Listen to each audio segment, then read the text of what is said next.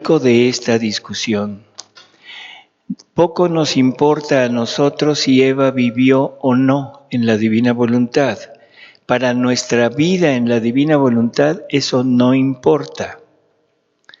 Pero si Jesús me dice mentiras, si Jesús me dice que el único que tiene actos en la unidad de su querer es Adán, si Jesús le dice a Luisa, eres la única, la primera en hacer esto, y ahora me dicen que eso no es cierto, entonces ahora la pregunta es, ¿qué tantas cosas habrá dicho Jesús aquí que no son verdad?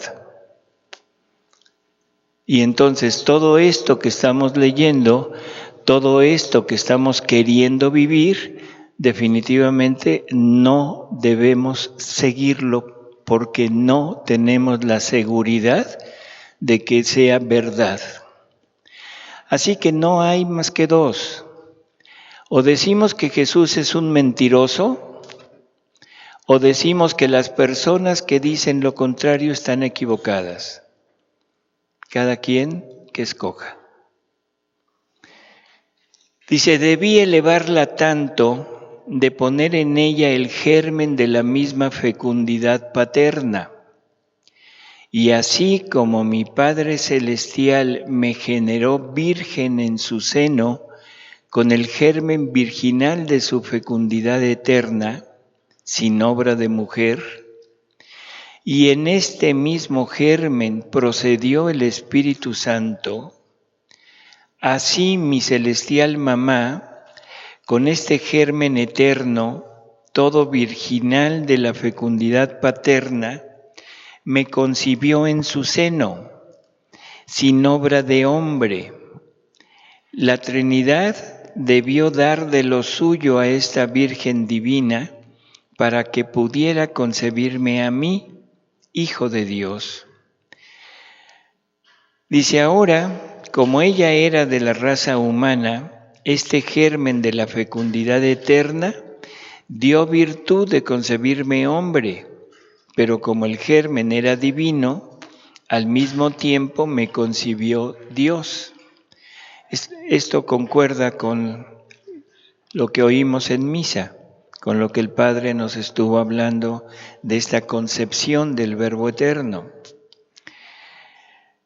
Dice, y como el germen era divino, al mismo tiempo me concibió Dios, y así como al generarme el Padre, al mismo tiempo procedió el Espíritu Santo, asimismo, al mismo tiempo que me generé en el seno de mi mamá, procedió la generación de las almas.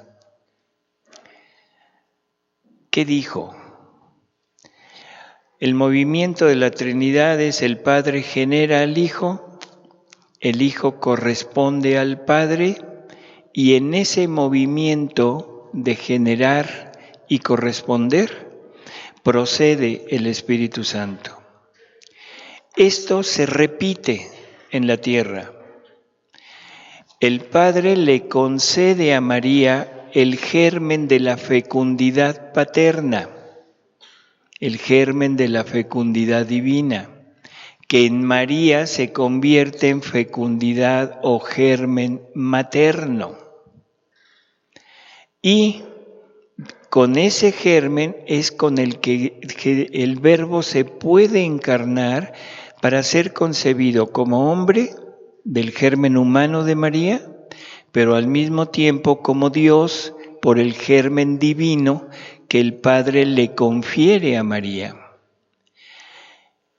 Y ahora el Hijo corresponde, y en ese movimiento de ahí vienen todas las almas, o sea, venimos todos nosotros. Es un émulo de la Trinidad. Ese Espíritu Santo, el Espíritu Santo es Dios igual que el Padre e igual que el Hijo, porque comparte la misma naturaleza. María tomando la figura de Padre, el Hijo sigue siendo el mismo, el Hijo que es el Verbo eterno, pero hecho carne. En ese momento también somos generados nosotros, procedemos de ese germen. Por lo tanto, ¿qué somos? Divinos. Divinos. Dice así que todo lo que eternamente sucedió en la Santísima Trinidad en el cielo, se repite en el seno de mi amada mamá. 15:15, sí.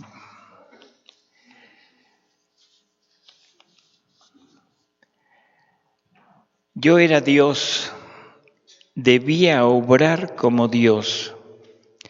Nuestro amor corría e iba inventando otros encuentros más excesivos de amor. Tú misma quedarás sorprendida al oírlos, y cuando las humanas generaciones los oigan, nos amarán tanto de correspondernos en gran parte por la gran carrera de nuestro amor. Ahora, ponme atención y agradéceme, hija mía bendita, de lo que estoy por decir. A nuestro amor no le bastó, como dije antes, que en virtud de nuestro fiat todos fueran concebidos en el corazón de esta Virgen para tener la verdadera maternidad, no con palabras, sino con hechos. ¿Qué nos está diciendo? María es nuestra verdadera madre, no una madre heredada en la cruz, no una madre de palabra cuando Jesús le dice a Juan, hombre, ahí está tu madre, ¿sí? Mujer, ahí está tu hijo. O sea, no es herencia. Fuimos concebidos en el corazón de María, fuimos concebidos en el seno de María. ¿Por qué fuimos concebidos en el seno de María? Porque el Verbo eterno nos contiene a todos, porque el Verbo eterno nos concibió, nos asumió en Él, y al momento de encarnarse, se encarna, pero nos asume a todos. Por lo tanto, todos estuvimos en el seno de María. María nos creció, nos alimentó y nos dio a luz en este mundo.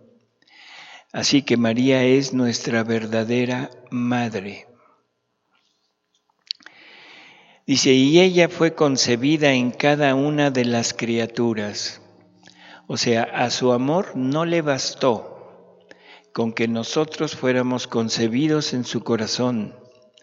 No le bastó con habernos asumido a todos y nos puso a todos en el seno de María. Eso no le bastó. Y luego dice, así que ella fue concebida en cada una de las criaturas. Y aquí sí ya no entendimos nada. O sea, ¿qué quiere decir que María haya sido concebida en cada uno de nosotros? O sea, ¿cuál será ese prodigio que está obrando Jesús? Difícil explicarlo, ¿sí? Difícil, así que mejor no nos metemos. Vamos a creerle a Jesús. Pero eso lo hace por una razón, porque quiere que cada uno de nosotros tengamos una madre particular, no una mamá para todos, sino particular.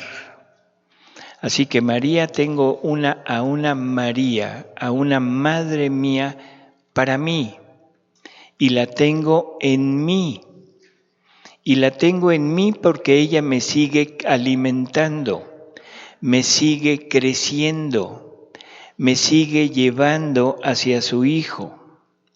Y por si fuera poco, María tiene el encargo de hacer concebir a su Hijo en cada uno de sus hijos. Por lo tanto, tengo a una María en mí y ella tiene el encargo de hacer concebir a Jesús en mí. Así que este es nuestro origen.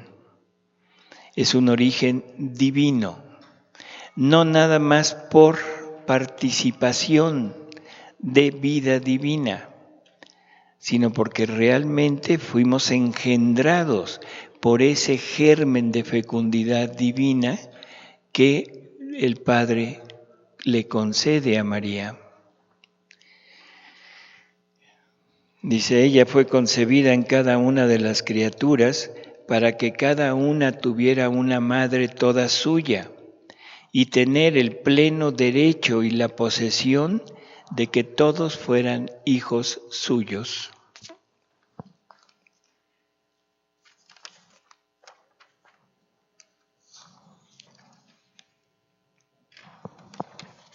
¿Ninguna pregunta sobre esto? No, pues si no entendimos.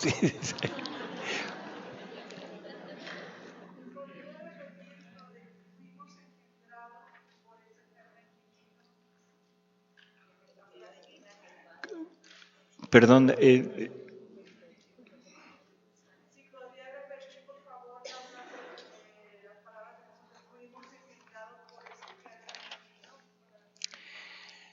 Por eso, primero pone el ejemplo de la Trinidad, donde dice que del germen de la fecundidad y del germen divino, el Padre lo generó a él sin participación de mujer.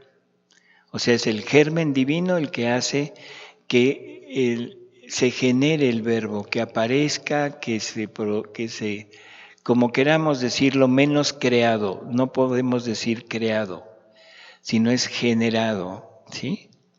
Y todo esto hay que entender que es simultáneo, pero para entenderlo tenemos que ponerlo como en un proceso. Entonces el Padre genera al Hijo y de ese mismo germen procede el Espíritu Santo. Los tres son personas divinas porque los tres tienen naturaleza divina y tienen a la divinidad en ellos. Bueno, lo mismo pasa en la tierra. El Padre le da a María, la dota con su germen divino de fecundidad. María es capaz, por ese germen, de darle vida a Dios en ella. Pero María es humana, tiene un germen humano. María es capaz de darle la vida al hombre y que en su seno se funden la naturaleza humana con la naturaleza divina y de ahí viene el hombre Dios, Jesús. Entonces, por eso Jesús es hombre Dios, porque tiene las dos naturalezas que le otorga el germen divino y el germen humano de María. Ahora, de la misma manera que en la Trinidad de ese movimiento procedió el Espíritu Santo, en la tierra de ese mismo movimiento de María dando a luz, generando al verbo hombre ahí en su seno, de ese mismo germen procedemos nosotros. O sea, nuestras almas vienen del mismo germen, por lo tanto somos igualitos que Jesús, somos hombre Dios, no por naturaleza, sino por gracia. No por naturaleza, no somos Dios por naturaleza, nos quieren compartir la divinidad, pero es el mismo germen, ¿de acuerdo? Bueno. Jesús nos dice a través de los escritos, y ayer lo comentábamos algo someramente, que para que la vida divina pueda desarrollarse en una criatura, esa criatura debe contener las obras de Dios. Vamos a empezar a a leer algo sobre esas obras que debemos contener. Hay una frase en San Pablo que es poco comprendida, que dice que fuimos creados para ejercitarnos en obras buenas creadas desde toda la eternidad. Si uno piensa en esa frase, a la conclusión que se va a llegar es a decir, entonces ya todo está hecho y yo nada más tengo que seguirlo. O sea, tengo que tomar lo que se hizo allá en la eternidad para yo ponerlo en el tiempo. ¿Qué querría decir eso? Que estaríamos predestinados, que seríamos predestinados y no tendríamos la libertad de hacer nada por nosotros. Por lo tanto, nunca podríamos llegar a ser semejantes a Él. Esa frase debemos interpretarla de otra manera. Así que vamos a leer qué quiere decir eso. Dice, al crear al hombre, al mismo tiempo creé todas las inteligencias y cada uno de los pensamientos, todas las palabras, las obras, los pasos y todo lo demás del hombre, desde el primero hasta el último que deberá existir. Y esto era connatural en mí, mucho más que yo mismo debía ser actor y espectador hasta de un pensamiento. Y si el hombre no lo podía hacer sin mí, ¿cómo debía yo saberlo y conocer el número?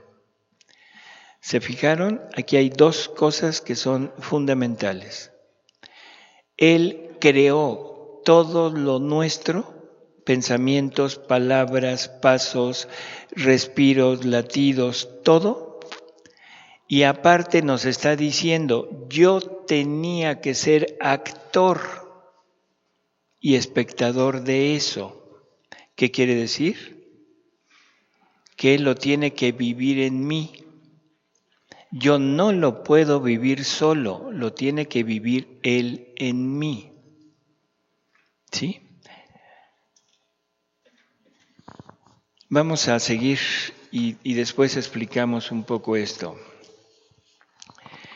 Así que en mi voluntad nada todo el obrar de las criaturas, pero habiendo creado al hombre no esclavo, sino libre, porque no era decoroso para mí, ni obra digna salida de mis manos, si hiciera salir a este hombre atado, sin libertad, ni podría decir hagámoslo a nuestra imagen y semejanza, si no lo hacía libre, quería dotarlo con la libertad.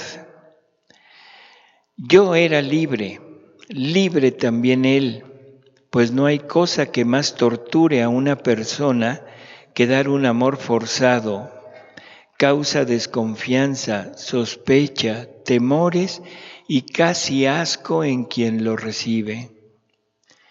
Ve entonces dónde tiene origen cada acto de criatura, aún un pensamiento, en la santidad de mi voluntad.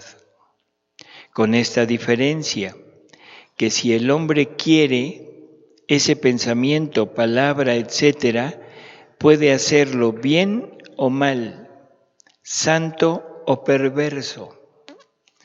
Ahora, mi voluntad tuvo un dolor al ver en tantos cambiados sus actos, de los cuales era actora en actos mortales para mí y para ellos.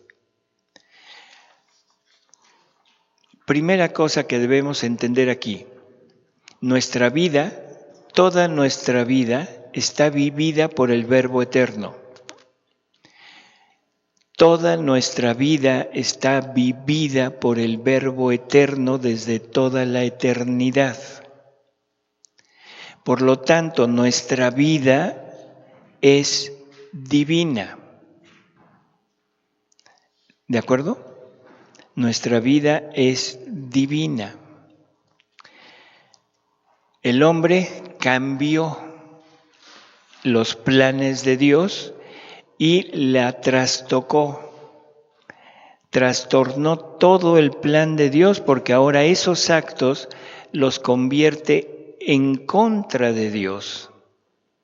Y dice: mi voluntad tuvo un dolor al ver en tantos cambiados sus actos, de los cuales era actora en actos mortales para mí y para ellos. Por eso quise que mi voluntad, haciéndose doblemente actora de cada acto, extendiera sobre todos otro acto divino, que debía corresponderme, según la santidad de mi voluntad, con otros tantos actos divinos. Pero se necesitaba alguien para hacer esto. Y he aquí a mi humanidad, santa, libre también ella, que no queriendo otra vida que la sola voluntad divina, nadando en este mar inmenso, iba duplicando cada pensamiento, palabra y obra de criatura, y extendía sobre todo un acto de voluntad divina. Y esto daba satisfacción y glorificaba al Padre Divino, de modo que Él pudo mirar al hombre y abrirle las puertas del cielo. Y yo anudaba con más fuerza a la voluntad humana, dejándola siempre libre de no separarse de la voluntad de su Creador, causa por la que se había precipitado en tantas desgracias. Esa vida que el Verbo Eterno vivió, creó para nosotros, esa vida divina que ya está como divino, nosotros le dimos la vuelta, la convertimos en algo en contra de Dios, en actos humanos, o sea, en pecado, y ahora tiene que venir otra vez el Verbo Eterno a rehacer todo lo que nosotros hicimos. Tiene que venir a tomar nuestros actos, sufrir en él todo lo que nuestros actos merecen como pena y tomar los actos que había creado desde toda la eternidad y ponerlos en funcionamiento para rehacer al hombre. Por lo tanto, nuestra vida ya ha sido vivida 2 veces. 2 veces por el Verbo Eterno, una vez en la eternidad y la otra vez en su humanidad. Pero son 2 veces que el Verbo ha vivido nuestra vida y nos rehizo a través de la redención, nos rehizo en forma divina, no nada más la salvación. El punto no es salvarnos. El punto es llegar a esa vida divina nuevamente. Continúa Jesús en ese dictado que ya no lo tenemos aquí y dice: pero eso no me bastó, a mi amor no le bastó con estas 2 veces, sino que quise asociar a mi madre en esto.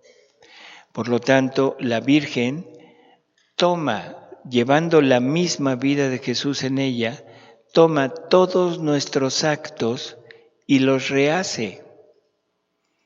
Así que es la 3ª vez que nuestra vida ha sido vivida. Y es otro punto más para decir: María es mi verdadera madre, porque lo que está dando a luz María, rehaciendo mis actos, está dando a luz mi vida. Porque nuestros actos son nuestra vida. Van 3 veces que es vivida nuestra vida. Y luego viene Luisa, y Luisa es asociada a esta acción, y Luisa tiene que vivir la vida de todos nosotros, y por lo tanto Luisa sería nuestra segunda mamá. es un título más que le debemos dar a Luisa. Voy a aprovechar, Luisa no es una vidente, Luisa no es una persona que recibe un mensaje y lo transmite. Luisa es la tercera obra de Dios. Igual que yo no puedo decir que María es una vidente, ¿o a alguien de ustedes se les ocurre decir que María es una vidente? No, María es la segunda obra de Dios. Luisa es la tercera obra de Dios. ¿Qué quiere decir que hayan vivido nuestros actos sin quitarnos nuestra libertad? ¿A qué se refiere? El ejemplo que mejor se me ha ocurrido es el de una pila, y todos sabemos que es una pila. Es un objeto donde se acumula carga eléctrica y que tiene la capacidad de ir sacando estímulos o impulsos eléctricos. Esos impulsos yo los puedo utilizar en diferentes aparatos. Lo utilizo en un reloj, lo utilizo en una lámpara, lo utilizo en una computadora, lo utilizo en un teléfono, en fin, varios aparatos. Y de acuerdo al aparato en donde la ponga, es el efecto que me va a dar. Puede ser oír música si lo puse en un radio, puede ser ver la hora si lo puse en un reloj, etcétera, etcétera. Pero todos serán actos de la pila, ¿de acuerdo? Puestos en un objeto que tiene una determinada función. Dios lo que creó o sacó de él, esos actos creados desde toda la eternidad, son impulsos de vida divina o vidas divinas que se nos deberían de comunicar a nosotros para utilizarlas en lo que quisiéramos.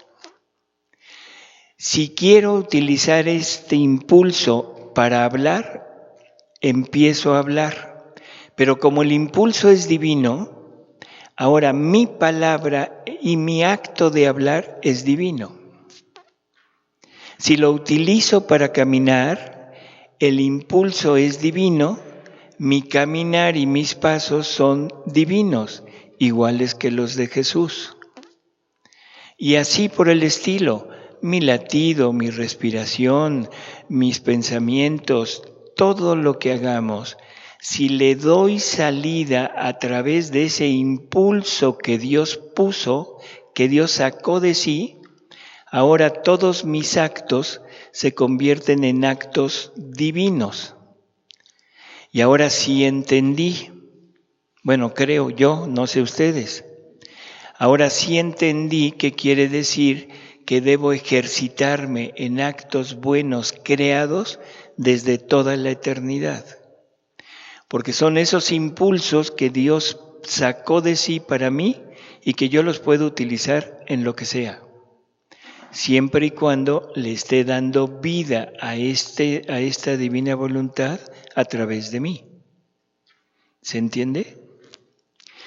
Esto es importante, bueno, ya de por sí, para saber qué es lo que estamos haciendo, pero sobre todo para entender que es imposible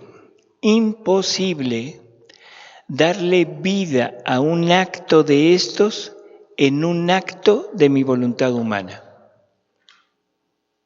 ¿Se entiende eso? ¿No? Yo tampoco. No, sí. Un acto de voluntad humana es un acto donde mi voluntad sola, sin Dios, actúa. No puedo actuar solo sin la voluntad de Dios con la voluntad de Dios. ¿Sí o no?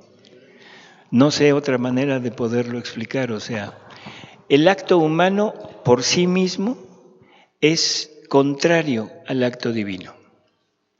Para que el acto humano se pueda unir al acto divino, la voluntad humana debe asociarse a la voluntad divina nada más para decirle, ven y actúa aquí.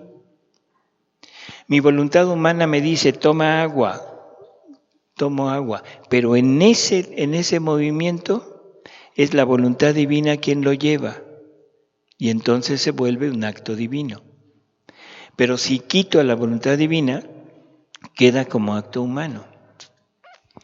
El sacerdote cuando consagra, ¿qué vemos nosotros? ¿Qué vemos?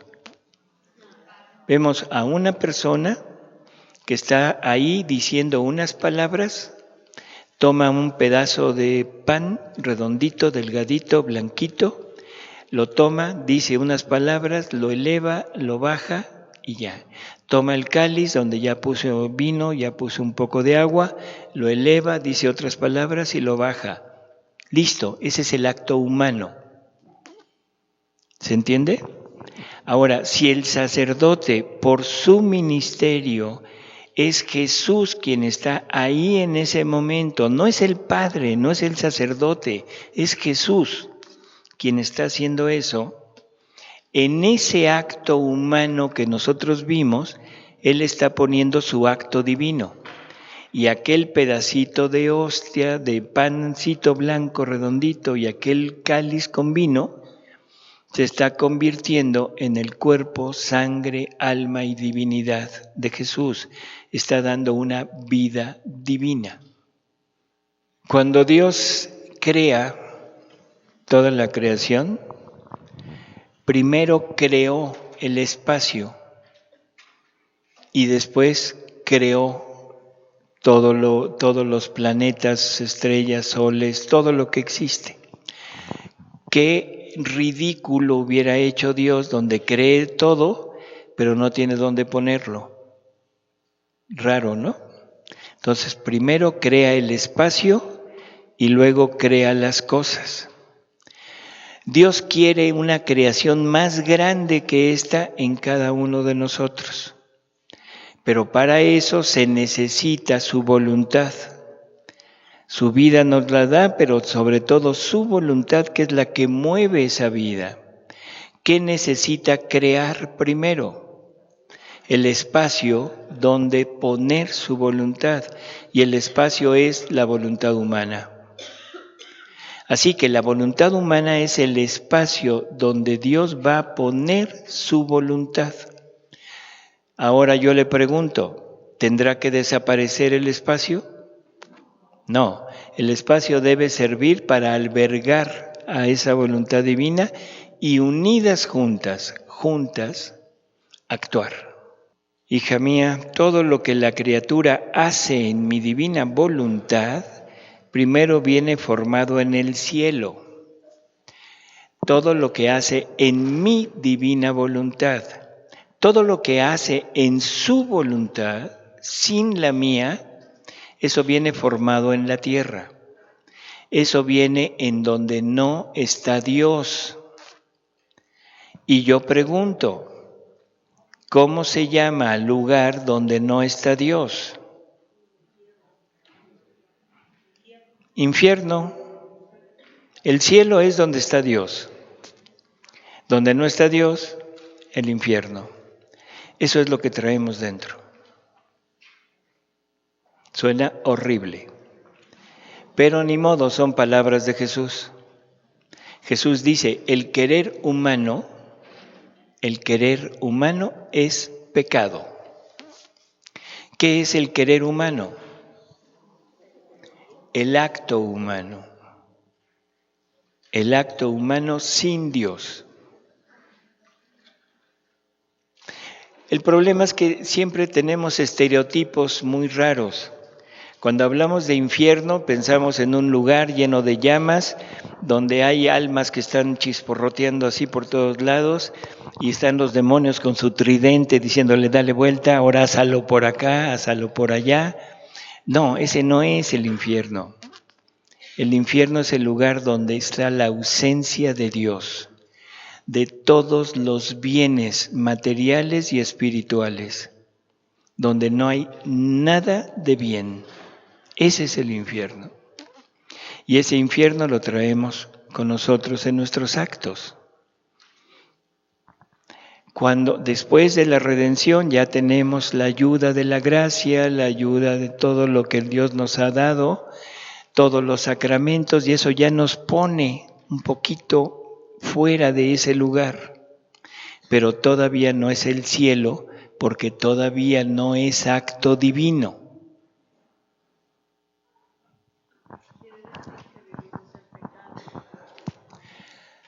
Sí y no. Sí y no. Jesús tuvo que pagar una muerte por cada acto santo de San Francisco de Asís. Pero a San Francisco de Asís se le tomó como un acto excelso y seguro que hasta el purgatorio exentó. ¿Qué quiere decir eso? El hombre toma hasta donde conoce. Nadie puede querer o nadie puede tener algo que no conoce. Dios, todas las santidades han salido de la divina voluntad, todas. Pero el hombre ha tomado hasta donde conoce. Entonces, San Francisco, Santa Teresa, San Pafnacio, como quieran ponerle, ¿han vivido en la voluntad de Dios? Sí, pero han tomado hasta donde se les había sido comunicado. No tomaron la vida divina como propia. ¿De acuerdo? Pero eso no quita que fue un acto hecho sin la voluntad de Dios. Por lo tanto, la justicia divina necesita que le paguen la vida divina que Él no hizo. Y eso es Jesús, que tiene que morir una vez por cada acto humano, incomprensible totalmente para nuestra mente. No tenemos capacidad de poder entender este sufrimiento de Jesús, pero entonces no sé si queda claro. Para el hombre es un acto santo, meritorio ante Dios, porque Dios ya le dio la gracia, Dios lo ha llenado de dones, de virtudes, de todo, y eso hace que su acto se valorice ante Dios. Y como Dios le había pedido hasta ahí, pues hasta ahí es excelente. Pero no era la finalidad de la creación era acá.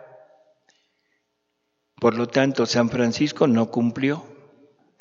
San Juan Pablo II no cumplió, Santa Teresa de Calcuta no cumplió, todos los santos que usted quiera no cumplieron con la finalidad de su creación y Jesús tuvo que pagar por eso. ¿Se entiende? Por eso Jesús le dice a Luisa, el querer humano, o sea, el acto humano es pecado. Por eso, porque no está cumpliendo la finalidad de su creación. La finalidad de la creación de cada acto nuestro, lo acabamos de ver, es darle vida a lo que ya está hecho, a tomar ese impulso divino para darle salida como vida divina. Esa era la finalidad de cada acto nuestro. Ahora, como el hombre no lo sabía, entonces para el hombre es muy bueno, es un acto santo, porque Dios hasta ahí le hizo conocer. Pero de todas maneras hay una deuda de una vida divina que no se pagó y esa la tiene que pagar Jesús en su pasión. ¿Se entiende? No. Bueno.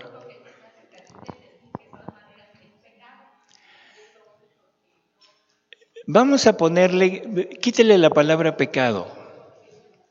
Es una deuda que el hombre tiene. Una deuda que el hombre tiene.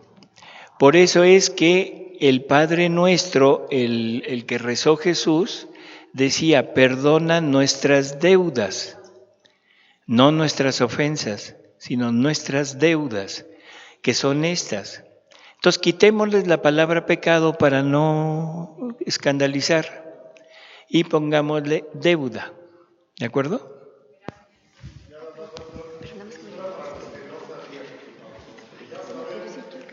Ah, ya se metió en camisa de 11 varas, mejor déjelo así. Me da el micrófono. Sí, ¿qué preguntas?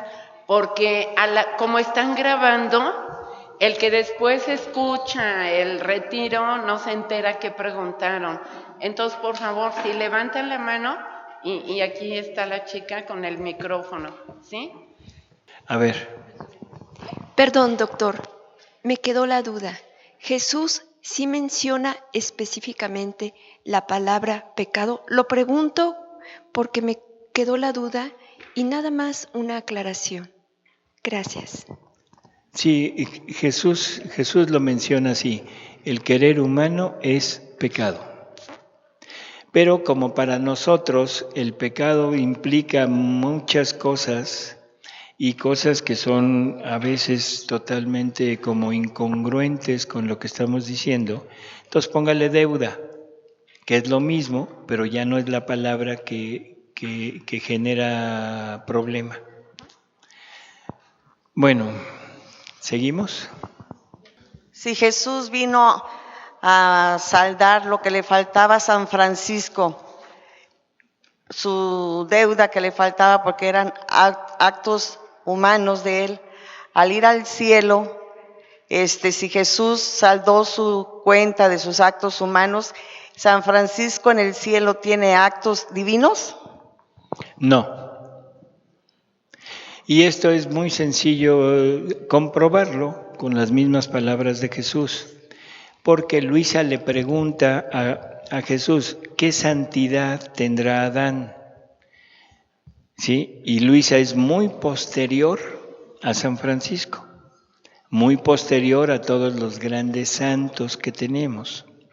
Y Jesús le dice, Adán es el más santo de todos los santos, porque es el único que tiene actos en la unidad de mi querer. Así que no, todo lo que Jesús hizo es para el Padre. O sea, el Padre no se puede quedar con una deuda. Entonces Jesús por eso tiene que rehacer la vida de todos, pero la rehace desde la voluntad divina, que es la que Él es, y se lo entrega al Padre como hecho en voluntad divina. Para el Padre en Él tiene a toda la humanidad, a toda, con Él, como si hubieran vivido siempre en la divina voluntad. No importa que esté condenado. Sabemos que Judas está condenado, pero para el Padre, Él tiene a Judas, la vida divina de Judas, la tiene Él, vivida en la divina voluntad por Jesús. Pero Judas está condenado. No se nos olvide, a veces tenemos una idea medio rara de lo que somos nosotros. Nosotros somos una combinación de una naturaleza humana que hemos nombrado física, pero también tenemos una naturaleza espiritual. Mis padres, los padres de todos nosotros, no nos heredaron el alma. No hay un cromosoma que diga alma. No me dan el alma, mis padres no me dan el alma. El alma me la da Dios. Por eso es que somos partícipes de una misma empresa, una empresa creadora de seres humanos, donde el hombre pone la parte física y Dios pone la parte espiritual. ¿De acuerdo? Entonces, la parte espiritual es ese lugar donde se va a depositar la vida divina que Dios quiere de nosotros. Esa es nuestra verdadera vida. La otra que tenemos, la que me heredaron mis padres, la que les heredó sus padres a ustedes, es la vida animal. Suena feo, pero es la vida animal. ¿Mandé? Bueno, racional, pero animal al fin y al cabo. O sea, todos los seres tienen algo que los rige. El ser vivo vegetal, lo que los rige son las leyes físicas. No depende de ellos, sino depende del exterior. El animal no racional, lo que lo rige es el instinto. El hombre, lo que lo debería de regir es la razón. Pero a ese hombre que debería de regirlo la razón, se le agrega la parte divina. Se le agrega esa vida divina que Dios sacó de él para cada uno de nosotros. Esa es nuestra verdadera vida, esa es la vida que se va a unir con Dios, esa es la vida inmortal, esa es la vida que va a perdurar para siempre. Ahora, yo tengo la libertad de ponerla en sintonía o decir, ¿sabes qué? No quiero, tómala y yo me voy por mi lado. Pero la vida divina se queda ahí, en Dios. Pero es una vida divina que era para mí y lo que Dios da no lo quita. Tiene que venir Jesús, tomar esa vida, vivirla Él por mí y entregársela a nombre mío al Padre y le dice, aquí está la vida de Salvador, la vida divina de Salvador, para ti, vivida por mí. Pero Salvador se condenó.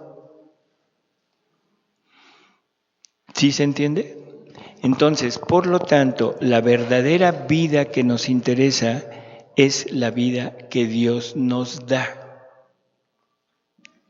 Eso es lo que me hace ser humano, que es la semejanza perfecta con Jesús.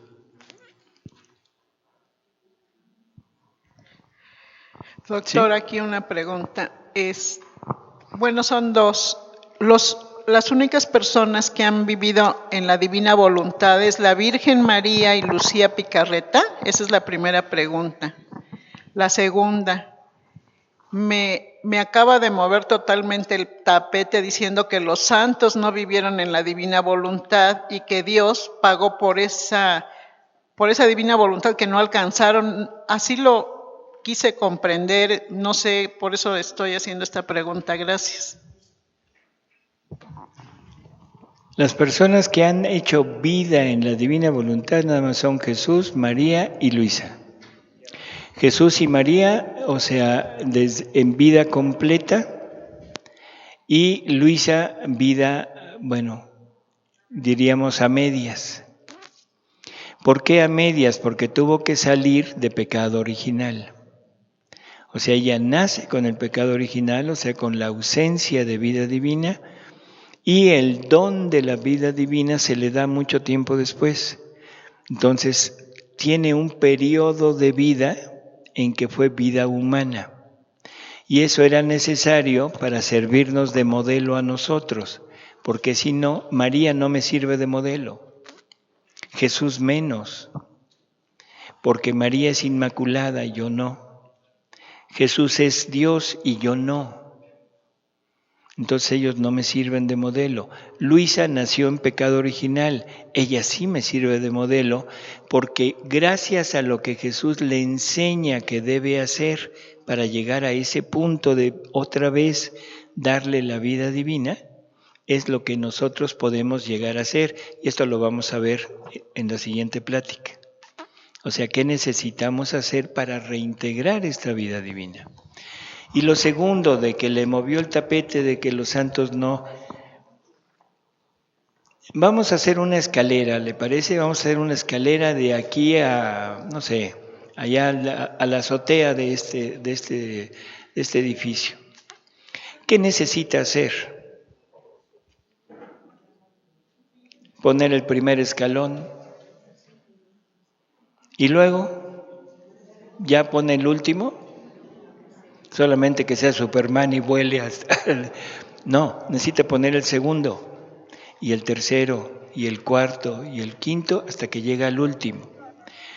Ese es el camino de santidad, el camino de regreso del hombre caído al hombre creado por Dios. Es una escalera en que los primeros escalones fueron los santos del Antiguo Testamento, que se santificaron creyendo en la promesa de un Redentor y posteriormente siguiendo la ley que Dios les pone a través de Moisés. Entonces son escalones. Ellos hicieron todo lo que pudieron por llegar a eso, se santificaron en eso, pero eso no les restituyó la gracia. Por eso se tuvieron que ir al seno de Abraham. ¿De acuerdo? O sea, no fue suficiente. Viene Jesús, restituye todo, lo deja todo hecho y entonces baja por aquellos y los saca de ahí porque ya con su muerte, con su pasión, con todo lo que él hizo, les valoriza su santidad y ya pueden acceder al cielo. O sea, pero ellos van a gozar de lo que ellos hicieron, sí, porque ellos se esforzaron hasta donde pudieron por alcanzar lo que Dios les había pedido. Y nada más, no es culpa de ellos no haber vivido no sé, en la redención. No es culpa de ellos no haber recibido el bautismo.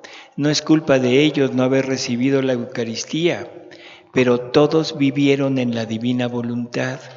La divina voluntad ha vivido en todos, porque si no vive en nosotros, entonces nadie estaría vivo. Pero es diferente una divina voluntad que está en nosotros como primer impulso a una divina voluntad que está en nosotros, habitando en nosotros, como en San Pablo, o como en Conchita Cabrera de Armida y Luis María Martínez, el arzobispo de México, o sea, que era el director espiritual de Conchita, en donde Jesús les dice, el que te toca a ti toca al Verbo, pero no estaba actuando. A Luisa, que de repente le dice, ahora en ti quiero que mi voluntad actúe. Son escalones. Entonces, que no nos sirva, bueno, que no nos mueva el tapete el decir que San Francisco no vivió en la divina voluntad obrante, no vivió. Igual que Moisés no vivió en la época de la redención, ¿no? Y Jesús les dice a los apóstoles, los profetas y los, ¿qué? Patriarcas. Bueno, los buenos del Antiguo Testamento hubieran querido ver lo que ustedes ven, pero no lo vieron. Hubieran querido oír lo que ustedes oyen, pero no lo oyeron. ¿Por qué? ¿Por culpa de ellos? No, porque así lo decidió Dios. Y no tenemos por qué juzgar a Dios y decir, ay, no es justo. Momento. Eso son designios de Dios y si Dios así lo quiso, es perfecto, es la manera perfecta de obrar. Así que lo único que nos debe interesar ahorita es aprovechemos lo que Dios me está dando a mí. ¿Por qué me fijo en el otro? ¿Por qué me fijo en lo que San Francisco hizo o no hizo o que Dios le dio o no le dio? Me voy a fijar en lo que me está dando a mí, en lo que me está pidiendo a mí y en lo que yo soy capaz o no capaz de responderle. Eso es lo que nos debe interesar. El resto es simple cultura divina, vamos a decirlo así. ¿De acuerdo? Salvador, pues el tema que traemos ahorita es que Luisa gracias a ella y como hija, como criatura nacida de pecado original, nosotros nos identificamos más a ella, ¿no? Y ella, después de un tiempo, empezó ella a vivir vida divina. Entonces, desde esa vida divina que ella vivió, de alguna manera, la vida divina obrante en ella puede rehacer lo que está para atrás, que es vida humana, y hasta qué punto lo puede rehacer. Bueno, no quería yo entrar en esto porque es hacer más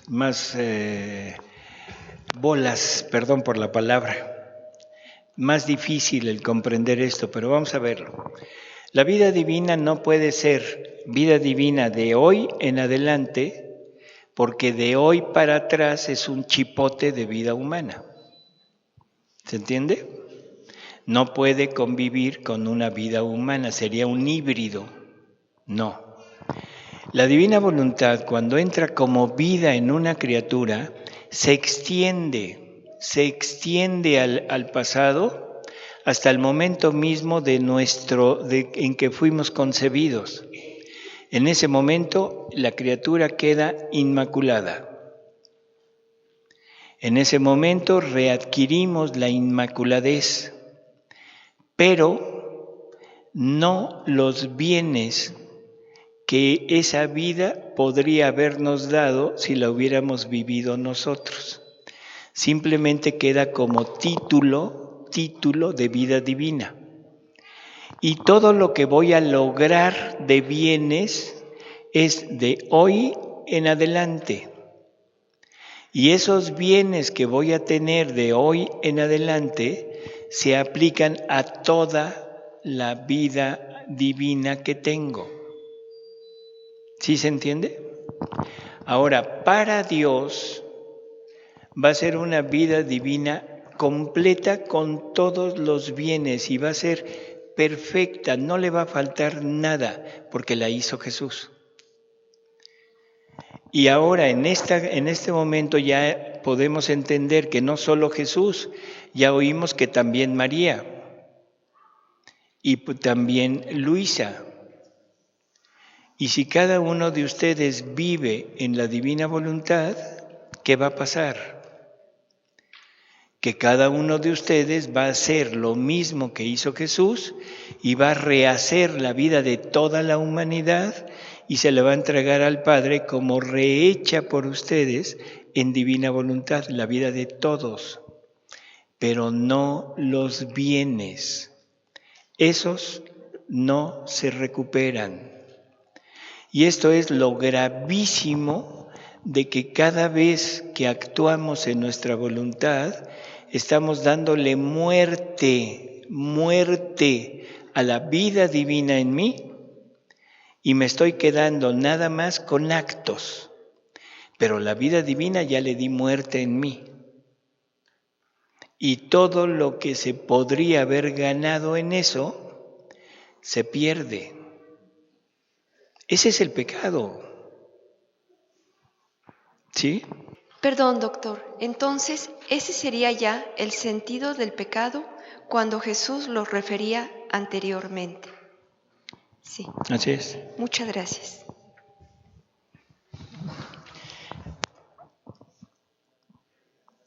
Este es, vuelvo a decir, ya un panorama más completo que el que vimos ayer. Ahora ya tenemos esta realidad del hombre creado por Dios y tenemos esta realidad de lo que deberíamos de ser nosotros. Esto es para que cada uno de nosotros reflexione en sí mismo qué tanto tenemos de esto o qué tanto nos falta de esto. Ahora vamos a hablar muy corto sobre el pecado original para después ya entrar en el tema del retiro, porque esto nada más es la introducción.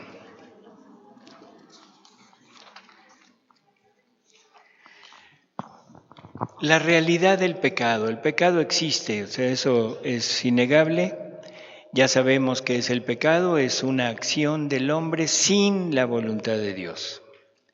Ya sabemos que es el pecado en la concepción que nosotros tenemos, que es un acto humano opuesto a la voluntad de Dios.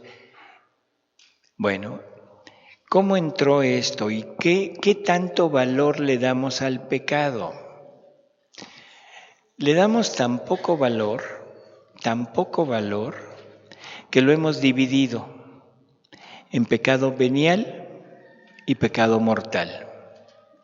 Pecado venial, chiquito, minucias, ¿sí? Ni siquiera necesitamos confesarlo, a menos que vivamos una vida es como el polvo, que si sacudimos y llegamos mañana, pues hay una brisnita de polvo, ni se nota. Pero si lo dejamos 6 meses sin sacudir, cuando lleguemos no vamos a poder poner nada ahí. Pero de todas maneras hemos dividido al pecado. ¿Qué necesitamos para valorar realmente el pecado? Pues lo que necesitamos es primero conocer quién es Dios. Ese es un punto en ese. Y dependiendo de mi conocimiento de Dios, es como voy a valorar o a valorizar lo que es mi pecado. Vamos a leer el Catecismo de la Iglesia Católica, donde dice en el 386, dice, para intentar comprender lo que es el pecado, es preciso, en primer lugar, reconocer el vínculo profundo del hombre con Dios, porque fuera de esta relación, el mal del pecado no es desenmascarado en su verdadera identidad de rechazo y oposición a Dios. Creo que es muy claro, ¿no? No requiere ninguna explicación. Dice, en el 387, dice, solo en el conocimiento del designio de Dios sobre el hombre, se comprende que el pecado es un abuso de la libertad que Dios da a las personas creadas para que puedan amarle y amarse mutuamente. O sea, no necesitamos nada más conocer quién es Dios. Necesitamos conocer el designio de Dios sobre nosotros. ¿De acuerdo? Porque dependiendo de ese designio es la gravedad que yo le voy a dar al pecado. Y si ya voy entendiendo lo que es el designio de Dios para mí, que es una criatura divina, ahora sí voy a valorar lo que quiere decir una mentirita blanca. Una mentirita así chiquitita, que ni caso tiene, pero eso es muerte a la vida divina en mí. Eso quiere decir que cualquier pensamiento fuera de la divina voluntad se encarna. Es decir, que un pensamiento fuera de la divina voluntad pues es pecado. Así es. Un solo pensamiento. Un solo parpadeo. Un solo parpadeo fuera de la voluntad divina es pecado. Porque es voluntad humana, que la voluntad humana pues, es pecado. Así es. Gracias.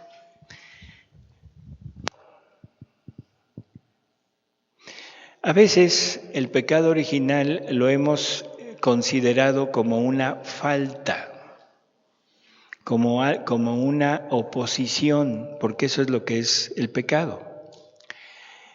Y yo no sé ustedes, pero muchos hemos pensado que eso como que suena incongruente. Cuando una criatura nace, ¿qué acto en contra de la voluntad de Dios ha cometido? Ninguno. Cuando un ser es engendrado, cuando el esperma del papá penetra el óvulo de la mamá, ahí ya hay un nuevo ser. ¿Qué pecado ha cometido? Ninguno. Entonces, ¿por cómo es que nace en pecado original? Curioso, ¿no?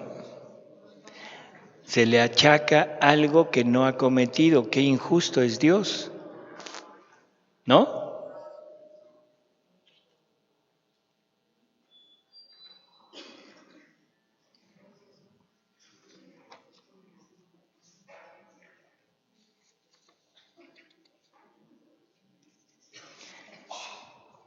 Recordemos que el pecado original es la desobediencia que implica que la vida divina y la voluntad divina se salgan de la criatura. Por lo tanto, no es un pecado, o sea, Adán ya no tiene esa voluntad divina y esa vida divina, ya no la puede heredar a sus descendientes. Ese pecado original sería mejor llamarlo ausencia original o entenderlo como ausencia original. No tenemos la vida divina ni la voluntad divina. Y eso la Iglesia ya lo había dicho. Vamos a leer el catecismo para enterarnos. Dice: nuestros primeros padres cometen pecado personal, ¿sí? Porque ellos desobedecieron. Pero este pecado afecta a la naturaleza humana que transmitirán en un estado caído. Es un pecado que será transmitido por propagación a toda la humanidad, es decir, por la transmisión de una naturaleza humana privada de la santidad y de la justicia original. Una naturaleza humana privada de esto. ¿Mande? 404.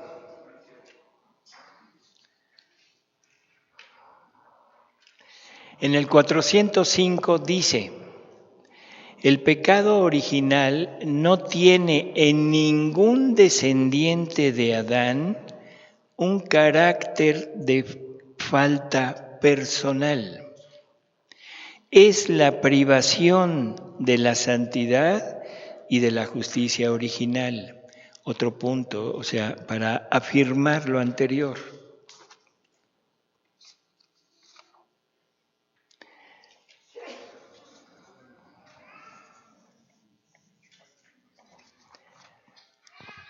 Ya hemos hablado en muchas ocasiones del pecado original, o sea, de qué es, qué árbol era, en dónde estaba, quién es el paraíso. Eso ya lo tenemos claro, ¿verdad? ¿Sí sabemos dónde está el paraíso? Es el hombre, el paraíso es el hombre. El árbol del conocimiento del bien y del mal, ¿qué es? Jesús, Madre Santa. La voluntad humana. Y sabemos por qué corrieron a Adán y Eva del paraíso, ¿verdad? ¿Por qué? ¿Por qué? Para que no comieran del árbol de la vida. Dice: he ahí al hombre hecho como uno de nosotros, conocedor del bien y del mal. Saquémoslo del paraíso, no sea que alargue su mano y coma del árbol de la vida y viva para siempre. ¿Qué fruto nos da vida eterna? La Eucaristía, o sea, Jesús. De alguna manera ya estaba ese árbol de la vida dentro del hombre y estaba plantado en el centro del paraíso. Y sabemos que el centro del paraíso es el hombre. O sea que junto a la voluntad humana estaba ese árbol, ese injerto de la divinidad de Jesús en nosotros para poder vivir en la divina voluntad. Y eso se confirma en la petición de Jesús al Padre en la última cena.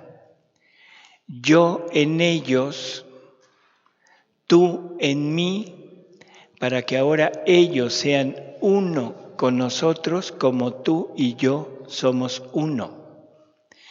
Para vivir en la divina voluntad se necesita la presencia real de Jesús en nosotros y una presencia que actúe, no una presencia pasiva. sino una presencia actuante en nosotros.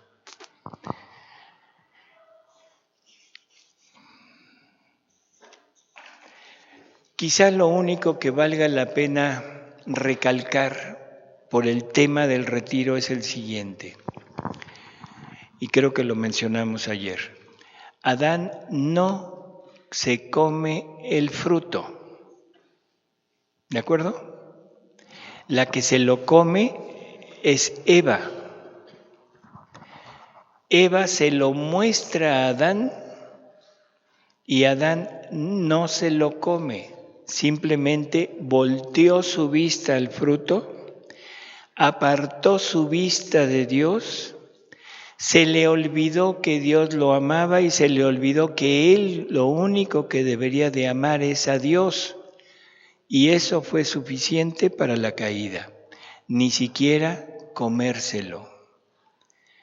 Y digo que es importante porque a veces nosotros no llegamos a salirnos del todo, pero sí apartamos nuestra vista de Dios y la fijamos en las cosas del mundo. La fijamos en todo lo que nos rodea y sobre todo si es novedad o lleva implícito el morbo. Y después vamos a entrar a eso. El morbo. ¿De acuerdo? Entonces dice, el hombre pierde todos los dones que le habían sido dados, pierde la integridad, pierde el don del orden, pierde la inmortalidad, pierde la ciencia infusa, pierde todo, pero también pierde la vida divina y la voluntad divina.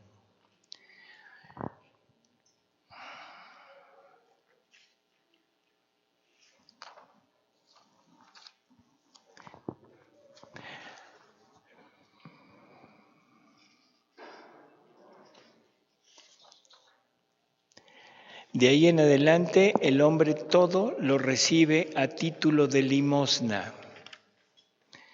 Es lo último que vamos a tocar. Dice, hija mía, habiendo tú nacido en mi querer, es necesario, es justo y decoroso que en él vivas, crezcas y te alimentes, que adquieras las prerrogativas de verdadera hija de mi querer. Ningún lineamiento extraño ni cosa que no pertenezca a mi querer se debe ver en ti. Nada que no sea divino se debe ver en la criatura. Así que de tu fisonomía, de tus modos, de tu hablar y hasta el modo como tú amas y rezas, se debe conocer que eres la hija de mi voluntad.